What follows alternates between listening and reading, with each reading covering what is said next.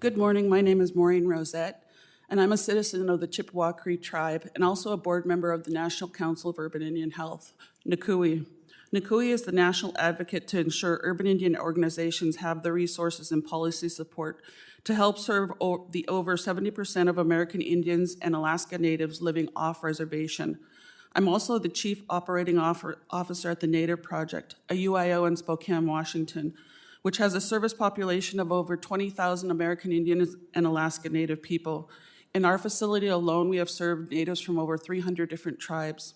Let me start by thanking Chairwoman Hageman, Ranking Member Ledger Fernandez, and members of the subcommittee for inviting NCUI to testify.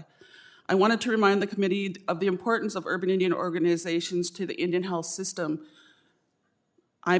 Growing up, I lived and grew up on my reservation, and I was a consumer of my own tribally operated health program at the age of 28. I moved to Spokane to go to law school. I had no health insurance. I had two little kids, a 3-year-old and a 5-year-old. We had no health insurance. At the time, if Native Project had medical services, we would have had some health care, at least access to health care, but we didn't at the time. I just hoped and prayed that none of us got sick.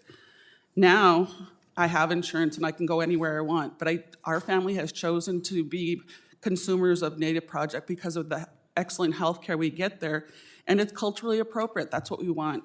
So today there are 41 UIOs, which are a fundamental and necessary component of the Indian health system, and we work hand in hand with IHS to help provide the resources necessary to provide health care to Native people.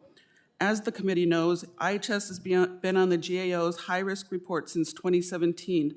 Although IHS has been making progress on the GAO recommendations, full and stable funding has continuously been a barrier to addressing these recommendations. We are grateful that Congress finally passed advance appropriations for IHS in last year's omnibus.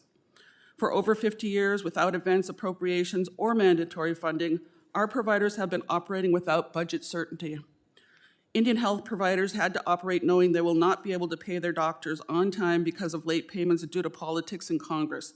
This instability created barriers for our providers, and we could not be the hubs for innovative solutions for our communities. Advance appropriations will now allow IHS to make long-term cost-saving purchases and minimize the administrative burdens for the agency and UIOs. Advance appropriations will also improve accountability and increase staff recruitment and retention at IHS.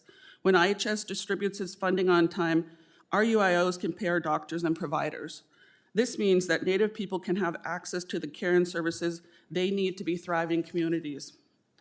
As such, we request the committee work with the appropriators to ensure advance appropriation is maintained in future years.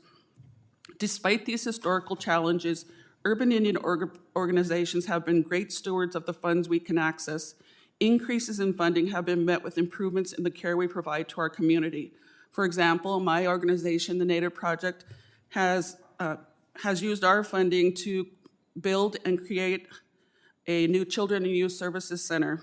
We broke ground on this center in May of 22 and are looking forward to the increased care we will be able to provide our community. This new building will provide substance use and mental health resources such as therapy and wellness practices and provide space for traditional Indigenous practices.